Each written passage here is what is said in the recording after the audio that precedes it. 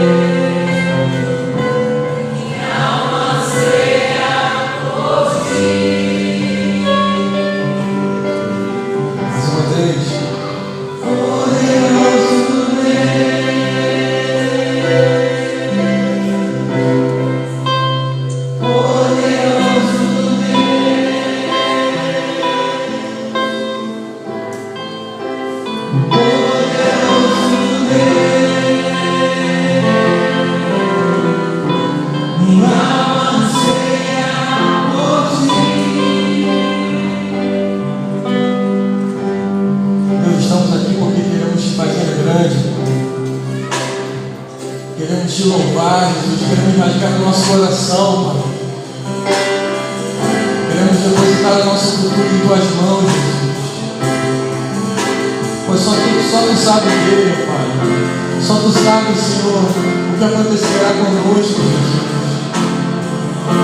Tu nos alimenta, tu nos guarda, Pai. Tu és o único que aqui tem que ser adorado, Senhor. Por isso te louvamos, Jesus. Por isso confessamos os nossos pecados, Deus. Por isso estamos aqui, ó Deus. Queremos declarar que tu és santo, que tu és digno, Senhor. Te agradecer, te bendizer.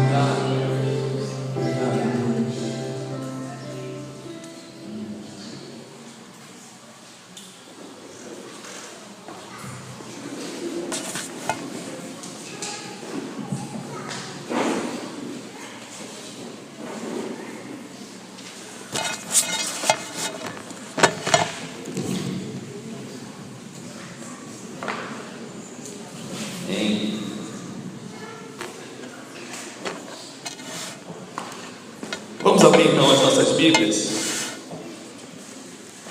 na primeira carta de Paulo aos Coríntios, no capítulo 5.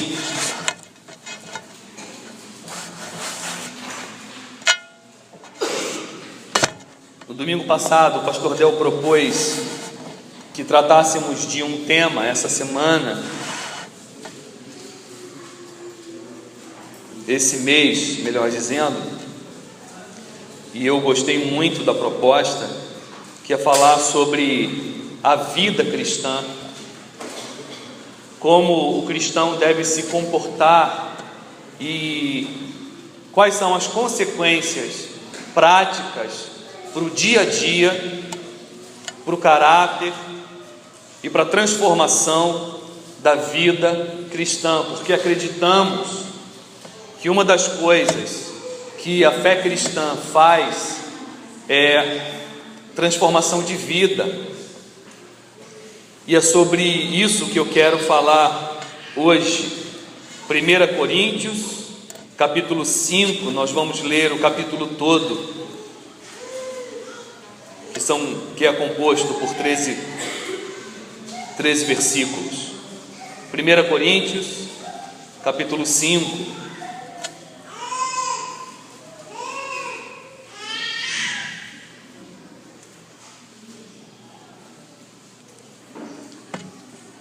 Ao ler o texto, eu quero que vocês reparem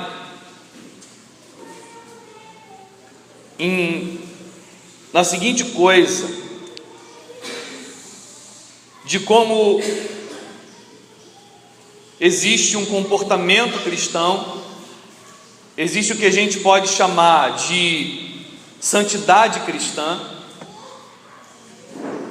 e como que a igreja é o ambiente onde a gente pode chamar de uma espécie de academia da fé, ou academia da espiritualidade. E a igreja é uma espécie de lugar onde crescemos espiritualmente e onde as nossas obras, a nossa vida, a nossa vivência, seja o nosso convívio público ou o nosso convívio particular, ela é vista e de certa forma avaliada. Então vamos lá, vamos ler o texto. 1 Coríntios, capítulo 5, do verso 1. Antes de ler, eu quero dizer uma coisa para vocês. Geralmente eu uso a Bíblia João Ferreira de Almeida, revista e atualizada. Hoje eu vou usar um texto diferente, que é uma Bíblia nova que eu tenho, que é Almeida século 21. Qual é a diferença? Ela tem uma linguagem mais atualizada. Então, a estrutura do texto é a mesma que eu uso regularmente. João Ferreira de Almeida, que é o tradutor, revista e atualizada, que é a edição, revista e atualizada. As mais antigas, a edição é chamada de revista e corrigida.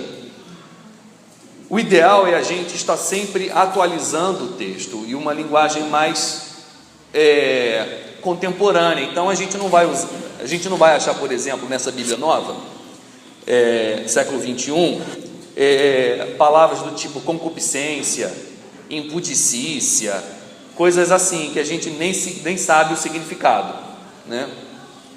Então existe uma coisa no texto bíblico que é bem interessante, diferente de outros livros mais antigos e clássicos, que é a vulgaridade do texto.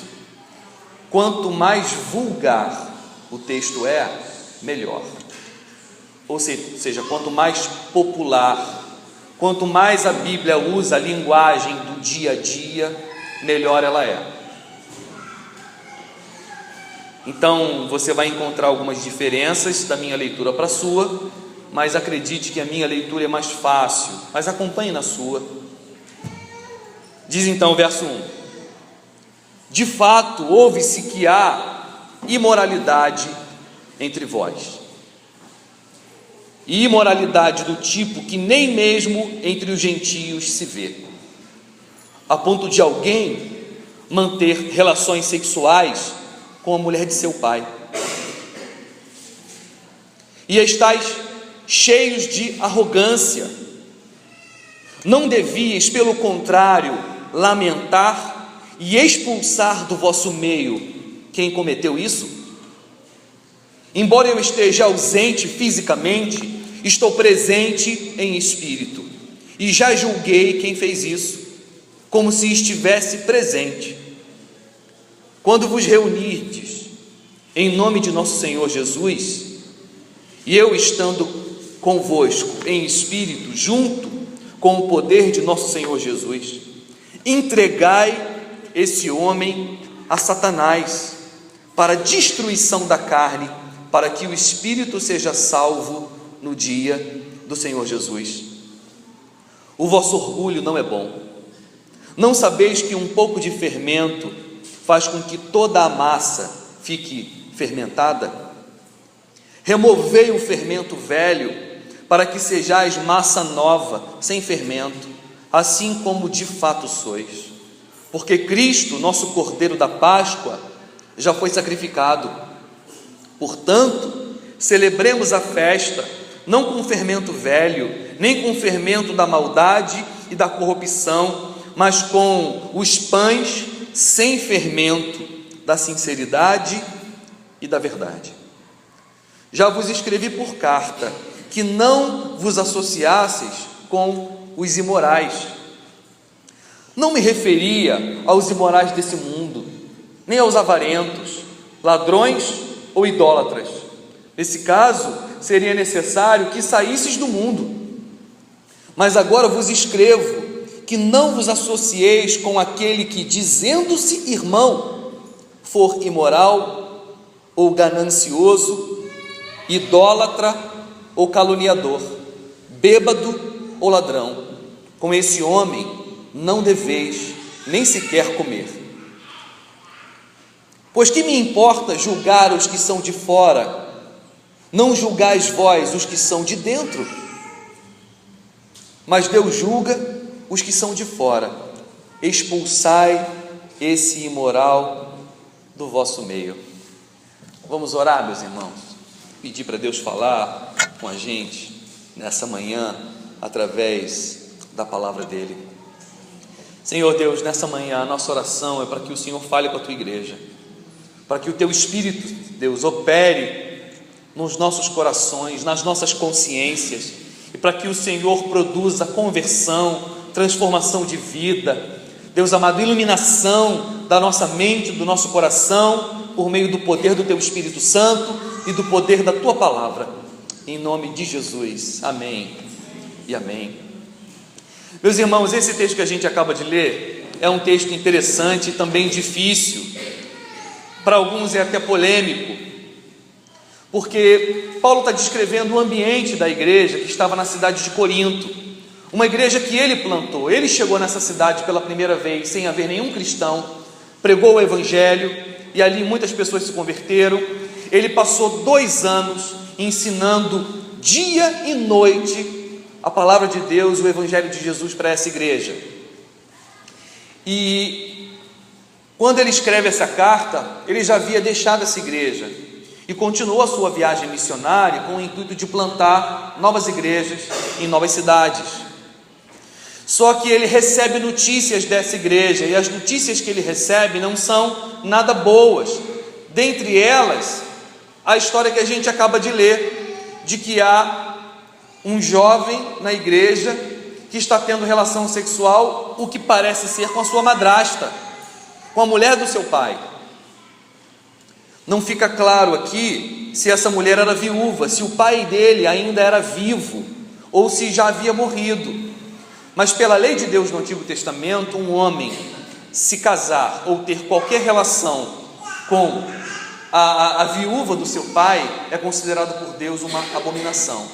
Mas o texto não deixa claro se esse homem, o pai dele, está vivo ou não. No entanto, o que o texto diz é que ele mantinha relações com a mulher do seu pai, o que parece ser a sua madrasta. Se chegarmos à conclusão de que era sua mãe, a história é ainda pior. Mas ele diria mãe, mas ele fala mulher do seu pai. Então, muito provavelmente, é a esposa do segundo casamento, é madrasta dele.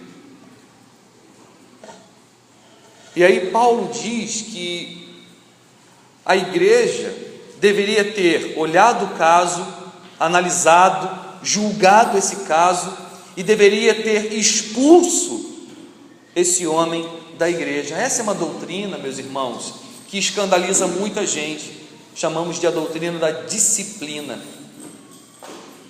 que é a ideia de nós excluirmos alguém do corpo de Cristo, da igreja.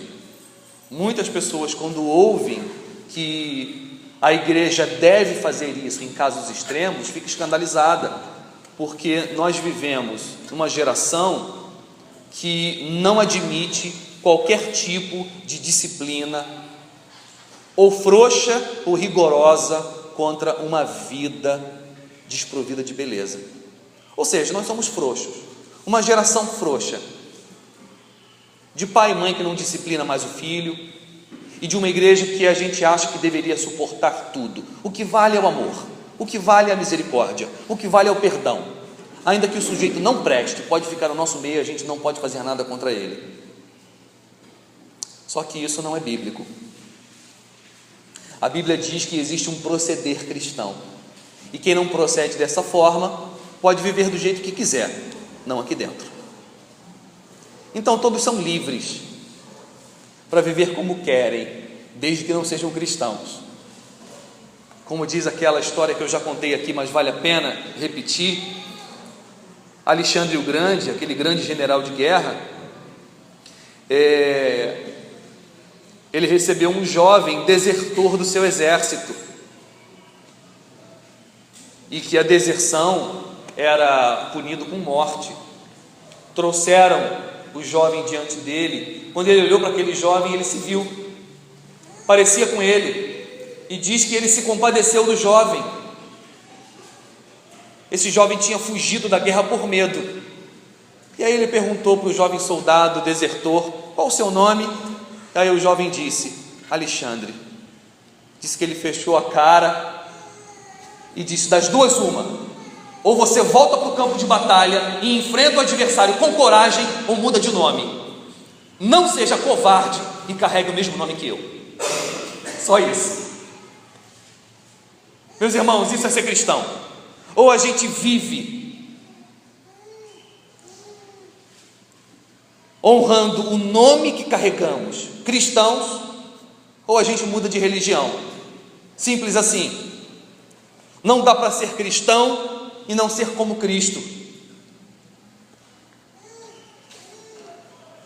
Então olha só, ele diz que essa igreja, ela era uma igreja extremamente misericordiosa, mas ele diz que essa misericórdia deixou de ser uma virtude, passou a ser um defeito.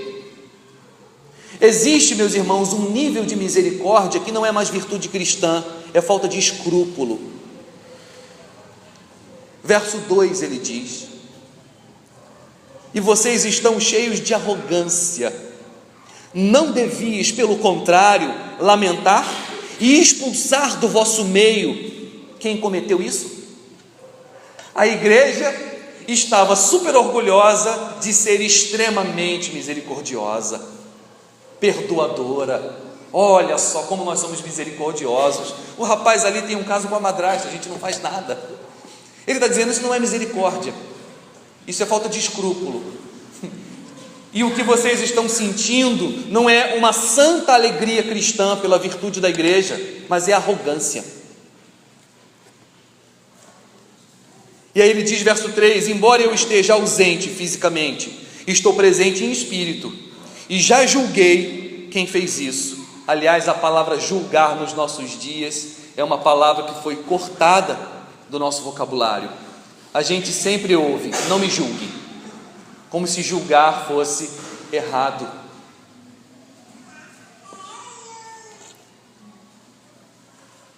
Está aqui o texto dizendo, já julguei quem fez isso, como se estivesse presente. Verso 4 ele diz, quando vos reunirdes em nome de nosso Senhor Jesus, e eu estando convosco em espírito, junto com o poder de nosso Senhor Jesus, entregai esse homem a Satanás. Então ele está dizendo que a igreja, ela serve também como um tribunal interno, um julgamento, onde os irmãos na fé devem ser julgados por nós, se ele é digno da vida cristã ou não. Paulo sentenciou e disse que ele não é digno da vida cristã e que deve ser expulso da igreja. Só que o que ele chama de ser expulso da igreja? Ele diz, entregue na mão do diabo, entregue a Satanás. E aí o que torna esse texto mais difícil é ele dizer, verso 5, entregai esse homem a Satanás para a destruição da carne. E a palavra carne aqui ele pode estar se referindo ao corpo ou então ao que há de pecaminoso nesse homem, a sua carnalidade, ao seu pecado. Entregai esse homem a Satanás para a destruição da carne, para que o espírito seja salvo no dia do Senhor Jesus. Que estranho, né? Porque ele supõe que esse homem será salvo. Ele fala da possibilidade desse homem ir para o céu. Só que ele disse que a igreja não foi capaz de levar esse homem a uma vida santa e bonita. Então, quando a igreja perde a capacidade de disciplinar alguém, ele diz que o outro vai fazer isso. Quem é? Satanás. Olha que coisa, meus irmãos. Nós falamos tanto que Deus está preocupado com a nossa alegria. Falamos tanto que Deus está preocupado com a nossa felicidade. Falamos tanto que Deus está preocupado com a nossa saúde física e emocional. E isso é verdade. Agora, uma coisa que a gente aprende na Bíblia, que Deus não está mais interessado na sua alegria e na sua saúde do que está interessado na sua salvação. Ele é capaz de entregar você na mão do diabo, para o diabo destruir a sua saúde física e emocional, para em estado de total decadência você se arrepender dos seus pecados e se converter a Jesus. Você acredita nisso? Amém?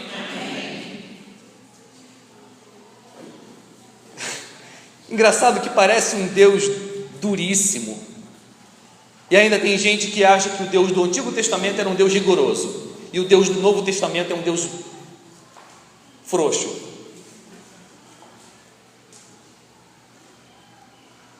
E está errada essa avaliação. O Deus do Novo Testamento é um Deus que sacrificou o seu próprio Filho, e o Deus do Antigo Testamento é o Deus que perdoou Davi de um adultério e de um homicídio. Então nós vemos o mesmo Deus, porque a Bíblia diz que Ele é imutável, Ele não muda, Ele é tão misericordioso e tão rigoroso quanto sempre foi. Mas então está aqui, meus irmãos, a igreja, e é engraçado porque a gente fala tanto da graça de Deus, e a graça de Deus, ela é um perdão tão grande, e por ser um perdão grande, é tão escandaloso, que a nossa tendência é achar que podemos viver uma vida feia de qualquer maneira, porque afinal de contas Deus é amor e é misericórdia. Olha só como o escândalo do Evangelho é maravilhoso. Todos nós vimos na televisão aquele caso do Cabo Bruno. Vocês viram? Quem viu, levanta a mão, só para eu saber o quanto vocês conhecem a história. O Cabo Bruno era um assassino, ele assassinou mais de 50 pessoas e foi preso. Só que dentro da cadeia ele se converte e vira pastor. Qualquer um vai dizer, então é assim, o cara pode matar quem quiser, pode fazer o que quiser, pode ser ruim igual o diabo, mas aí aceita Jesus, está tudo zerado, agora é um santo. Resposta, é escandaloso assim, porque por isso Cristo precisou ser torturado até a morte na cruz, para levar sobre si os pecados do Cabo Bruno. Só que é claro que o mundo não aceita isso, por isso ele foi assassinado 10 dias depois de ter saído da cadeia. Esse é o escândalo do Evangelho, é um perdão tão grande que é escandaloso, parece imoral perdoar quem não merece. E aí, meus irmãos, qual é a tendência da igreja quando conhece o escândalo da cruz e o escândalo da mensagem do perdão e da graça? Se Deus é misericordioso assim, vamos viver de qualquer jeito. Um puritano chamado Thomas Brooks disse o seguinte: não há nada pior do que acharmos que podemos ser muito maus porque Deus é muito bom. Eu achar que eu posso ser muito pecador porque Deus é muito misericordioso. Isso é usar a misericórdia de Deus contra Ele. Só que Deus não se permite, meus irmãos, que você use nada contra Ele. O que é interessante é isso, a possibilidade que Paulo dá de esse homem aqui, que está vivendo uma vida nada semelhante a de Jesus, ser um cristão de verdade, porque ele cogita a possibilidade dele ser eleito, dele ser salvo. Porém, era um homem miseravelmente salvo. Ele iria para o céu, mas a vida dele não carregava nenhuma característica de vida cristã. Essa é a conclusão que eu chego. Não era um ímpio, era crente de verdade. Então, se você estiver no seu canto pensando, meu Deus, eu tenho uma vida tão feia, será que eu sou salvo? Eu posso te responder, sim, é, porque você crê em Cristo.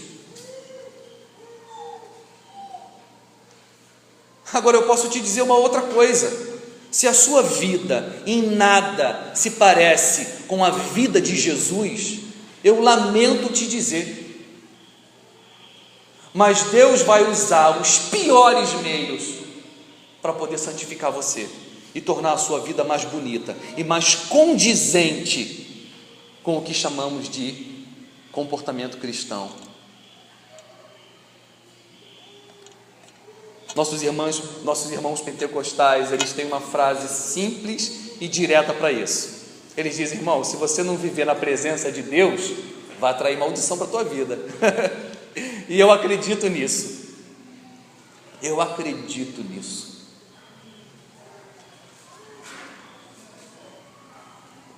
Entregar esse homem a Satanás para a destruição da carne, para que o espírito seja salvo no dia do Senhor Jesus. Ele vai para o céu, mas a vida dele vai ser uma desgraça.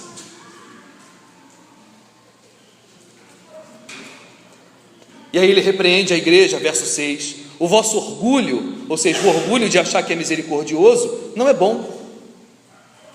Vocês não sabem, e aqui ele vai usar uma figura de linguagem, uma analogia, a analogia do pão e do fermento, analogia essa que Jesus usou. Vocês não sabem que um pouco de fermento faz com que toda a massa fique fermentada? Ou seja, um membro ruim estraga tudo? Meus irmãos, na minha caminhada cristã, quando eu entrei para a igreja, eu já conhecia um bocado a Bíblia, porque eu me converti lendo a Bíblia sozinho e entrei para a igreja 1 ano depois. Apesar de conhecer a Bíblia, nada me transformou mais e me fez melhor do que o convívio com bons cristãos. Com bons cristãos. Eu lembro que um dos meus melhores amigos e com quem eu colei e caminhei muito foi o Tiago, hoje um dos pastores da igreja presbiteriana da Barra. E como eu aprendi com o Tiago? O Tiago é um dos caras mais fortes que eu conheço, forte mesmo, saradão, e ele é fera no jiu-jitsu. Uma vez a gente foi para um retiro e tinha um outro cara que era muito mais forte que o Tiago, que era o Vitor, que ele era agente penitenciário do Bangu 2, então o cara era um ogro, também lutador de jiu-jitsu. Uma vez no retiro o Tiago virou para ele e disse assim: vamos fazer um chão? Quer dizer, fazer um pouco de jiu-jitsu? Aí ele falou: o Vitor, eu vou te arrebentar, cara. Ele falou: se você conseguir montar em mim, você ganhou. Beleza. O Tiago brincou com o Vitor, fez o que quis.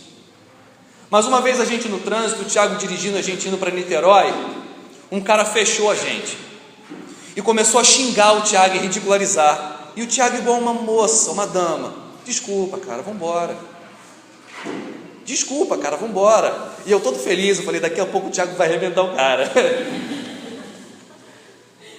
E eu fiquei super frustrado, porque o Tiago falou manso com o cara o tempo inteiro, e o sujeito no trânsito querendo brigar com o Tiago, e o Tiago com uma braçaroca desse tamanho, dizendo: pô, meu irmão, desculpa, vamos embora, deixa isso para lá. Naquele dia eu entendi, meus irmãos, que ele podia ser forte, ele podia ser um lutador de jiu-jitsu fantástico, mas ele nunca brigou e nunca brigaria com ninguém na vida, porque ele era crente. Ele era manso. Eu nunca vi o Tiago levantar a voz para ninguém. Uma vez a gente indo para o seminário, ele estava com um bolo de chocolate. Eu falei: pô, tem aniversário hoje? Ele: não, é da minha sogra. Aí eu estranhei aquilo, né? Eu falei: aniversário dela? Não, só estou levando esse bolo para ela que minha mãe fez. Você tá maluco, cara? Levando bolo para sogra? Eu achei que sogra fosse coisa para a gente odiar. Aí ele: pô, cara, minha sogra é uma bênção. Meus irmãos, foi a primeira vez que eu ouvi essa frase: a minha sogra é uma bênção.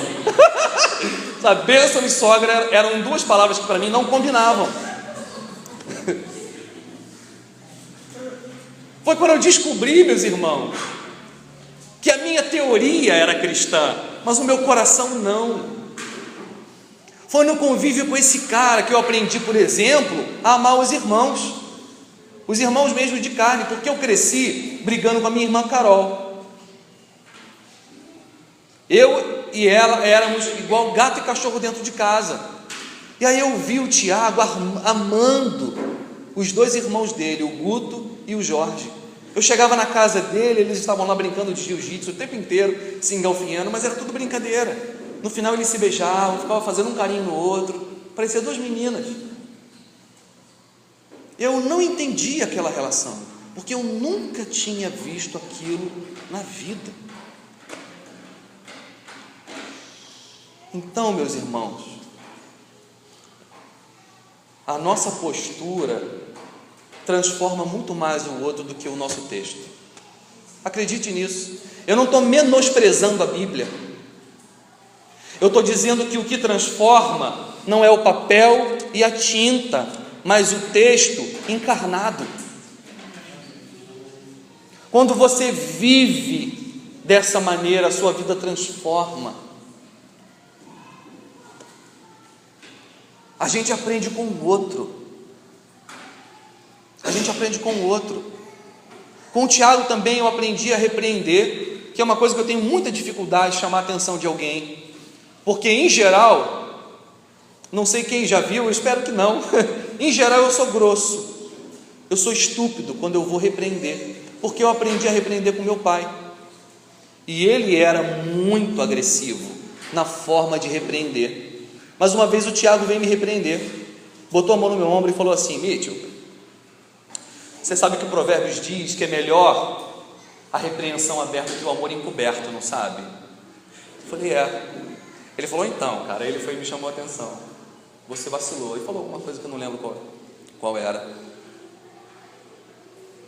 E é claro que eu aceitei a repreensão. Eu aprendi na prática, só não consegui fazer isso ainda. A vontade é de gritar, é de esganar, é de xingar e tudo, né? E aí, porque nós somos dados aos extremos, eu acabo sendo frouxo, para não ser grosso. Para não ser grosso. Eu acabo deixando para lá. Mas aí eu deixo de ser bênção para você.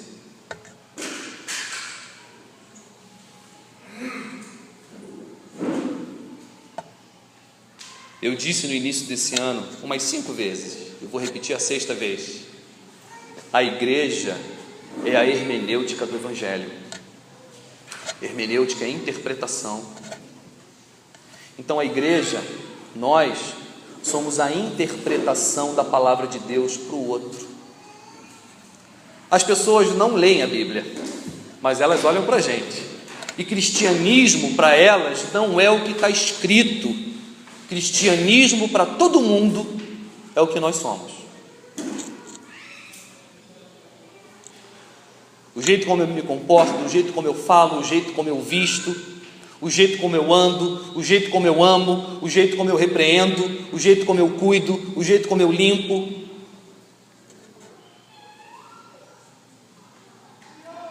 Coisas simples, tipo a piada que eu rio. Mais uma vez citando o Tiago, coitado do santo, eu estou colocando ele no pedestal, daqui a pouco a gente canta um corinho para ele, né? Glória nas alturas ao pastor Tiago. Uma vez alguém contou uma piada, ele fechou a cara e falou assim: meu irmão, isso não tem graça não. Uma piada obscena. Eu falei, cara, o vaso é doido. Deixou o cara todo sem graça. Mas não estava aí se deixou sem graça ou não.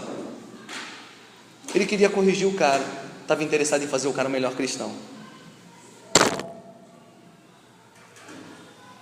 Eu não tenho essa coragem. Eu ganho um amigo e rio da piada.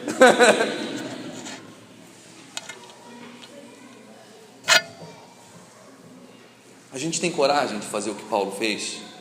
Tira esse cara da igreja, entrega ele ao diabo, deixa ele ser destruído.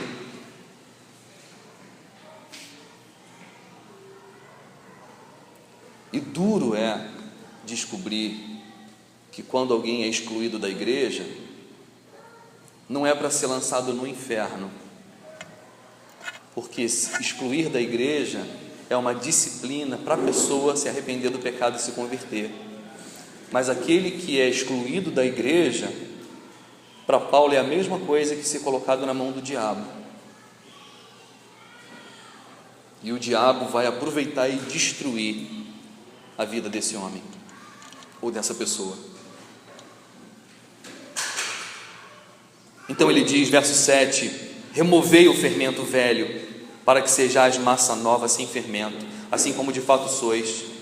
Porque Cristo, vosso cordeiro pascal, ou cordeiro da Páscoa, já foi sacrificado. Quando ele está usando a figura do pão e do fermento, ele está usando a figura da festa da Páscoa, que foi uma cerimônia ensinada no Antigo Testamento, que falava sobre espiritualidade, aonde o pão não podia ser pão com fermento, aquele pão gordo que cresce, aonde o pão tinha que ser pão asmo. Talvez na sua Bíblia esteja escrito assim: pão asmo, pão sem fermento.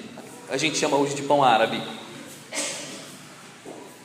E aí ele diz aqui figuradamente que o fermento representa o pecado. Por isso ele diz: um pouco de fermento leveda a massa toda. Ou seja, 1 ou 3 crentes ruins dentro da igreja estraga todo mundo.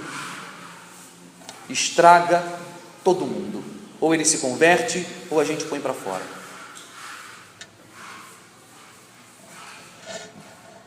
Removei o fermento velho, para que sejais massa nova, sem fermento, assim como de fato sois, porque Cristo, vosso cordeiro da Páscoa, já foi sacrificado.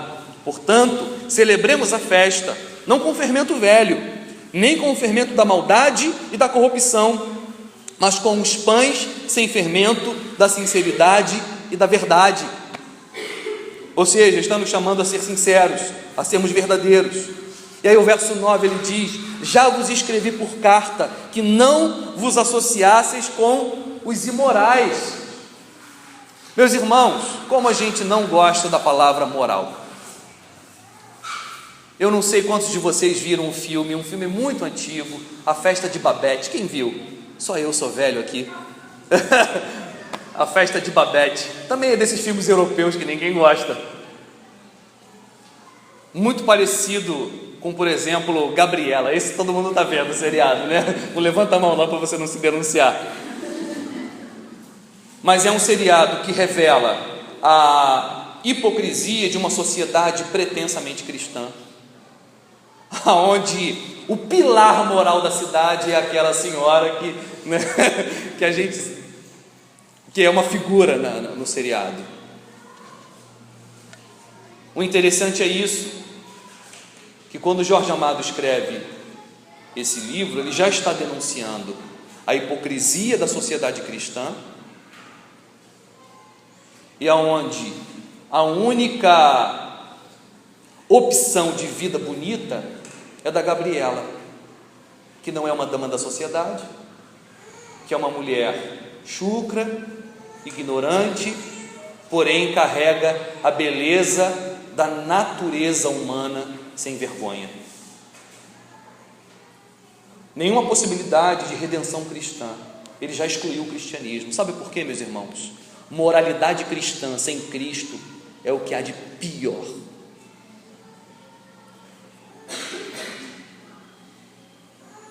A moralidade cristã fora de um coração regenerado é moralismo terrível, e nós não suportamos moralismo. E quando a nossa religião é pura moral, ela é terrível. Aí nós achamos os pecadores mais bonitos do que os cristãos. Agora, nada é mais bonito do que a moral cristã num coração transformado, porque aí não é moralismo, aí é vida bonita. Verso 9: já vos escrevi por carta que não vos associasseis com os imorais. Agora olha que interessante que ele vai dizer no verso 10: não me referia aos imorais desse mundo, ou seja, aos não cristãos,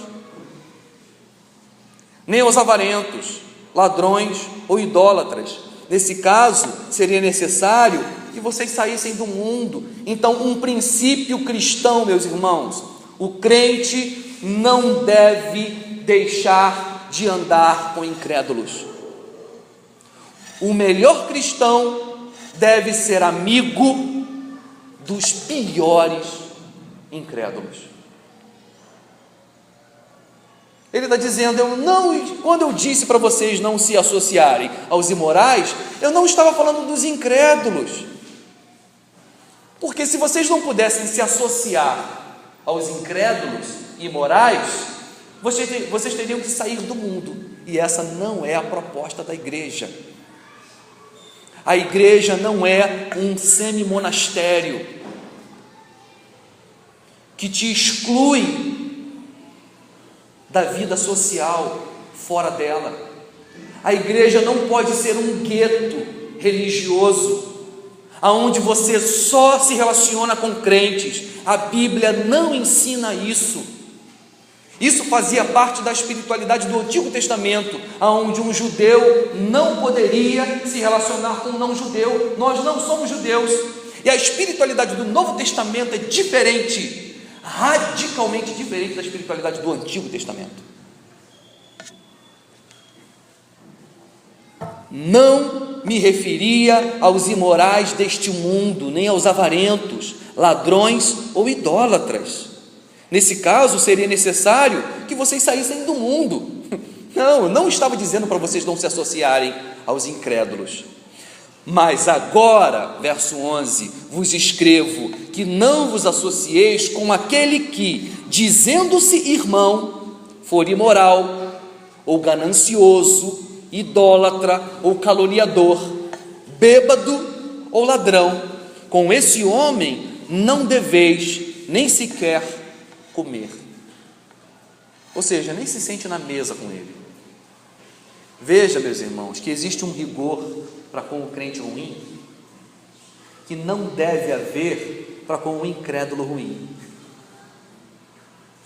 Com o não cristão com uma vida idólatra,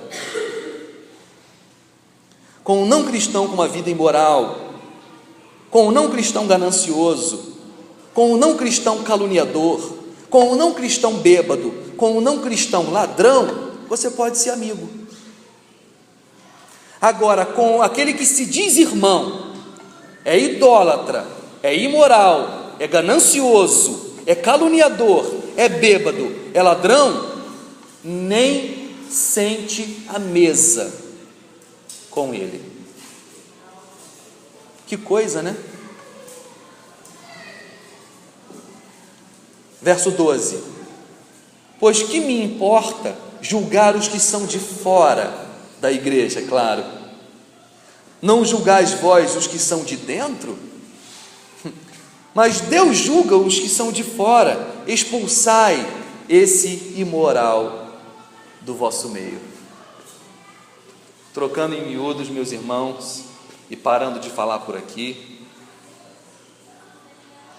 temos que viver uma vida bonita, rigorosamente bonita, santa.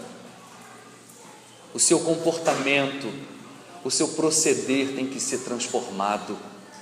Caso contrário, se a igreja não for um bom professor para você, o diabo será.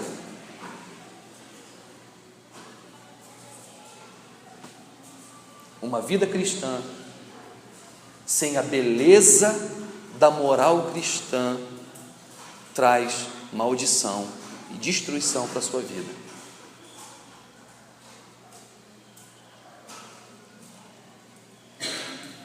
Lembrem-se de que a Alemanha nazista, aos domingos, ia para a igreja reformada e cantava Castelo Forte é o nosso Deus, espada e bom escudo, tomava ceia e na segunda-feira assassinava judeus. Foi o que Dietrich Bonhoeffer, um pastor da Alemanha nazista, chamou de graça barata. Ele disse: somos salvos pela graça, mas essa graça não é barata, ela custou muito caro, custou a vida do próprio Deus. Então, não viva como se o perdão de Deus não custasse nada. Viva de forma bonita. Meus irmãos, a palavra de Deus diz: vivei acima de tudo de modo digno da vocação a que fostes chamados. Vivei acima de tudo de modo digno da vocação a que fostes chamados. Existe uma dignidade da vocação cristã. e devemos viver à altura dela. Então, para terminar essa mensagem, eu quero pedir perdão a vocês. Eu quero pedir perdão por ter sido um pastor amigão, um pastor que riu das piadas indecentes que vocês contaram. Eu quero pedir perdão por nunca ter repreendido você e, em amor, nunca ter chamado a sua atenção, convidando você a ser um cristão melhor. Eu quero pedir perdão a vocês por nunca ter sido rigoroso, porque quando o pastor da igreja não é rigoroso com a igreja, o diabo é.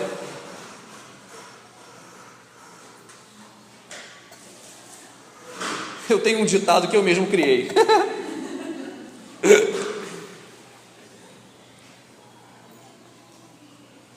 Que quando os pais não disciplinam os seus filhos quando criança, a polícia disciplina. Não, eu não bato no meu filho, tadinho dele, mas a polícia vai dar na cara dele sem pena. Quando a gente não é disciplinado com amor, a gente é disciplinado pela vida com um rigor impiedoso. Então, meus irmãos, que tal um pouco mais de rigor amoroso no nosso trato? Que tal um pouco mais de vigilância no nosso comportamento? Que tal desejar e amar viver uma vida parecida com a de Jesus? Amém? Amém. Vamos ficar de pé então, vamos orar?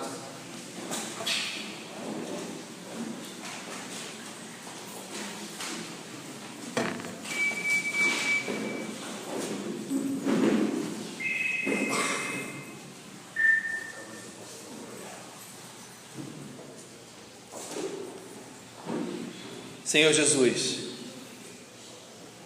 eu quero bem dizer o Teu nome nessa manhã, porque Deus amado, o Senhor está nos convidando a ser parecidos contigo. Que convite maravilhoso! Já é surpreendente que o Senhor nos faça esse convite, porque isso nos parece muito difícil, mas o Senhor diz que nos deu o Teu Espírito Santo para que a gente possa ser parecido com o Senhor. Deus amado, eu quero pedir nessa manhã para que o Teu Espírito Santo venha e entre nos nossos corações e nas nossas consciências e venha nos transformar, porque queremos, Senhor, queremos ser mais santos, queremos ser mais mansos, queremos ter mais domínio próprio. Queremos, como diz o Salmo, que o Senhor põe guarda nos nossos lábios, para que não saia da nossa boca qualquer tipo de coisa.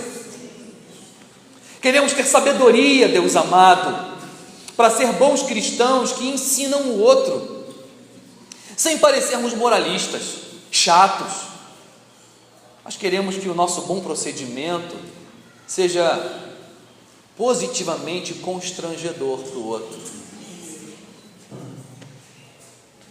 Queremos, Senhor Jesus, que a igreja local, a congregação, seja a encarnação do Evangelho e que a gente encarne de forma bonita, com a dignidade que o Teu Evangelho merece. Não queremos ser moralistas, Senhor, mas queremos viver uma vida moral bonita.